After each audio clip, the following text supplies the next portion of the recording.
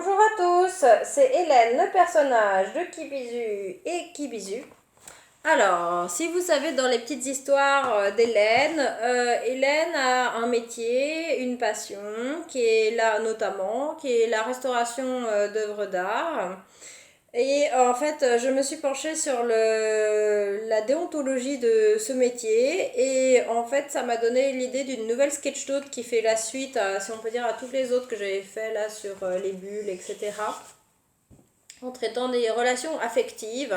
Et j'ai appelé cette nouvelle sketch note Traiter ces relations affectives comme des œuvres d'art. Et la voilà. Je parle à la relation affective, amoureux, mais aussi famille, amis, etc. C'est-à-dire tous les gens pour qui on va ressentir une affection. Les traiter comme des œuvres d'art, c'est pour, entre guillemets, militer pour une forme de nouvel humanisme qui ne prend pas les gens pour des objets utilitaires parce que ça va finir mal et ça fait un peu peur le mot déontologie, je dirais, je vais encore en faire fuir plusieurs je pense, mais justement, enfin, si Hélène, je vais vous expliquer pourquoi les restaurateurs d'œuvres d'art, par exemple, ils utilisent ces trucs de déontologie, ça a une raison très, comment dire, c'est respecter à la fois ces œuvres du passé, mais surtout pour pouvoir les transmettre aux générations futures. Donc il y a une histoire de liberté, de connaissance, de transmission, bien plus élevée que le public en général croit. On croit que c'est réparer un truc parce qu'on respecte un Louis XVI dans le passé. Non, pas du tout. C'est pour que les gens ils sachent que Louis XVI il existait et qu'est-ce qu'il a fait et qu'est-ce qui s'est passé. Il y a eu la Révolution française. Ah bon, d'accord, voilà. C'est en fait ce que dit George Orwell dans 1984.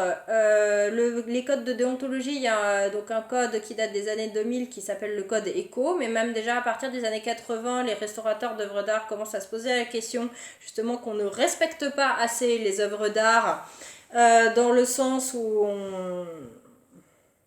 on s'en occupe mal et du coup elles risquent de disparaître et les gens ils vont perdre une information, des choses peuvent disparaître et c'est la place ouverte au totalitarisme et à la propagande en fait. Donc il y a plusieurs principes que j'ai représentés ici. Alors j'ai appelé ça des molécules, voilà, avec des petits atomes si on peut dire qui se lient entre eux. Il y a des principes qui vont de la réversibilité à l'irréversibilité. En fait, la réversibilité étant le plus important pour que, par exemple, quand on utilise un produit sur un tableau, on puisse l'enlever si on a besoin dans le futur. Voilà. La compatibilité, il faut évidemment que ça soit compatible avec les matériaux originaux, je dirais. La lisibilité, savoir où le restaurateur il est intervenu sans dissimuler rien, parce que sinon c'est un faussaire. Voilà. Et l'innocuité, c'est-à-dire que par exemple, utiliser un produit qui va pas être nocif pour l'original. Ici, l'innocuité ou l'anocuité, je trouve que la meilleure image, c'est un drap rose fluo que vous mettez dans la machine à laver avec un drap blanc. Le drap rose fluo, il va déteindre sur le drap blanc. Voilà, il va transformer le drap blanc d'origine en drap rose aussi. Donc c'est un peu ça. Et il y a une notion de stabilité, si on veut travailler sur le long terme et éviter que les œuvres d'art, il faut les restaurer tous les 5 ou 10 ans. Il y a une notion de stabilité des produits qui sont choisis à être utilisés. Alors pourquoi je parle de relations affectives à traiter comme des œuvres d'art? Parce que je pense que tout simplement, en fait, ces principes de donc réversibilité, compatibilité, lisibilité, innocuité et stabilité, en fait, ils sont mélangés dans les relations affectives n'importe comment et on l'a oublié, ce qui fait qu'on oublie l'humanité de chacun, les choix de chacun, etc. Et c'est ce que je mets ici en gros, le but est en fait de respecter les goûts et les choix de chacun, plus ses caractéristiques, disons, d'origine. Un peu comme une forme de matérialité ou de déterminisme éventuellement en partie, je le dis bien en partie. Le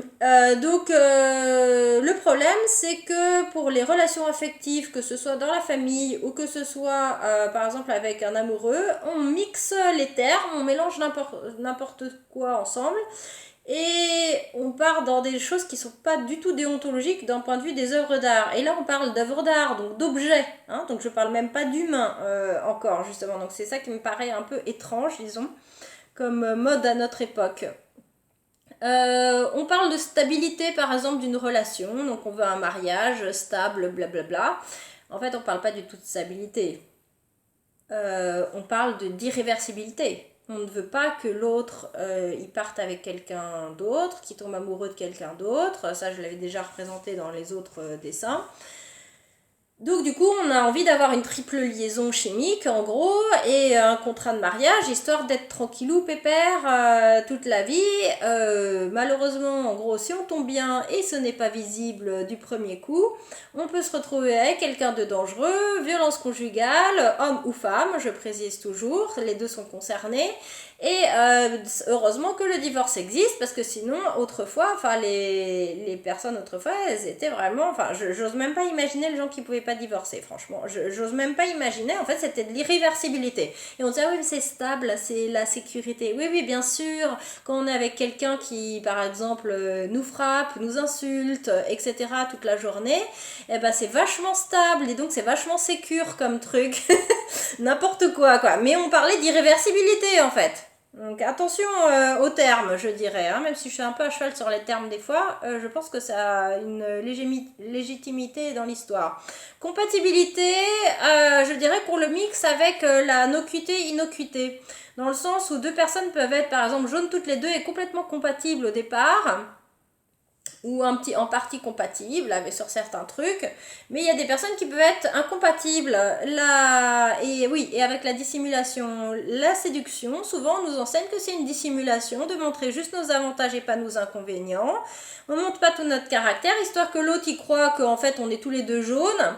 Et en fait, après, c'est chaud quand même, quelqu'un qui est vraiment très différent de nous, qui est par exemple un rouge et un vert ensemble.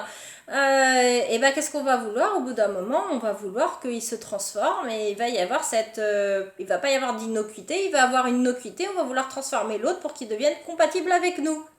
Mais la question c'était, est-ce qu'il était compatible de départ? Non. Alors pourquoi on a dissimulé?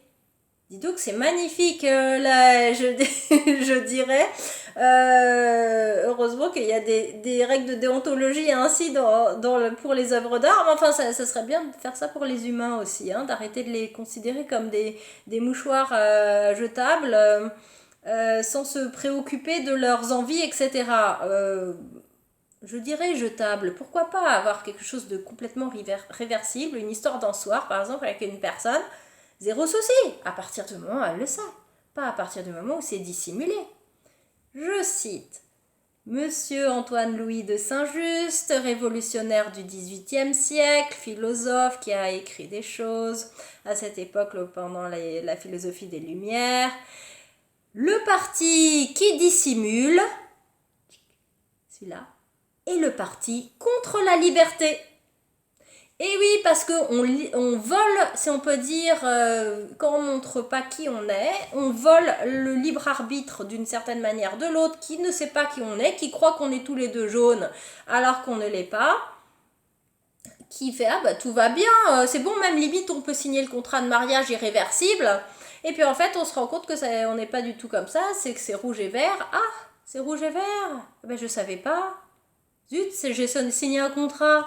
Et comment je fais? Merci le divorce, heureusement, mais bon, même sans ça, il y a des devoirs qui sont considérés jusqu'à la mort, par exemple des pensions alimentaires, des choses comme ça. Bon, et puis quand il y a des enfants aussi, on fait comment? Quand on choisit d'avoir un enfant avec quelqu'un qui dissimule qui il est,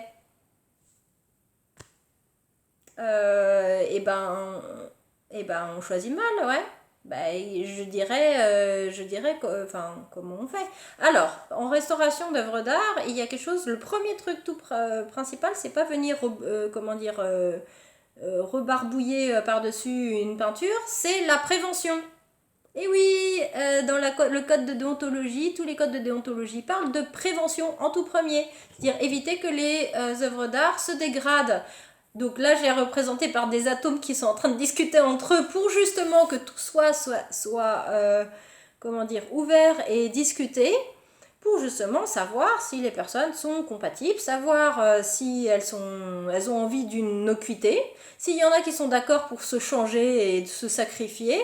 Ça, je rappelle qu'on nous a enseigné l'amour sacrificiel. Pour prouver notre amour, on se sacrifie, on laisse tout tomber, on change de pays, etc. Quelle belle connerie, mais magnifique. Merci beaucoup de nous avoir enseigné ça. Qu'est-ce que c'est gentil. Et en plus, on nous enseigne une irréversibilité avec ça. Et les enfants, ils sont contents là-dedans en plus, d'être aussi des espèces de bouche-trous. Mais je dirais, les œuvres d'art, elles sont bien mieux traitées que les humains. C'est quoi ce délire, quoi? On n'est pas des choses utilitaires. Mais ça, c'est la mode de notre époque. Très clairement, on ne nous enseigne pas du tout ça. On mixe les termes en fait, en voulant dire n'importe quoi. On veut une stabilité, mais en fait, c'est une irréversibilité qu'on souhaite.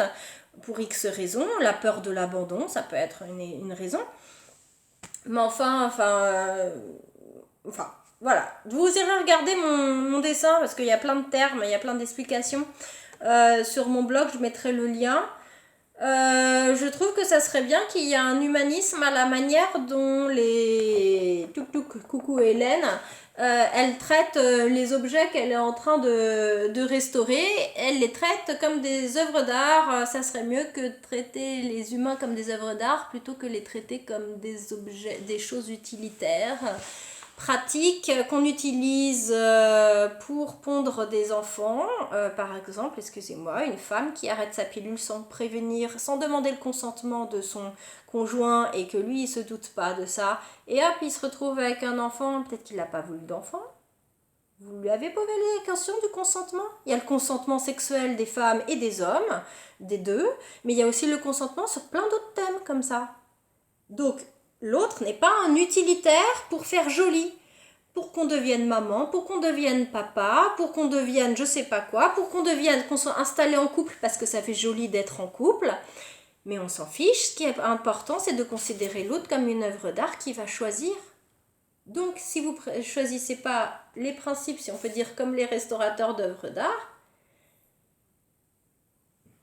ben on est très loin de l'humanisme en fait. Je pense que tout ce qui va être philosophie des Lumières, tout ça, en fait, on s'est complètement barré de cette idée. On est très très loin de ce que disait Antoine-Louis de Saint-Just. Et c'est pas une histoire que de politique, hein. C'est dans la vie courante, hein. Avec tout le monde. Et même avec les relations qui disent nous aimer. Bon.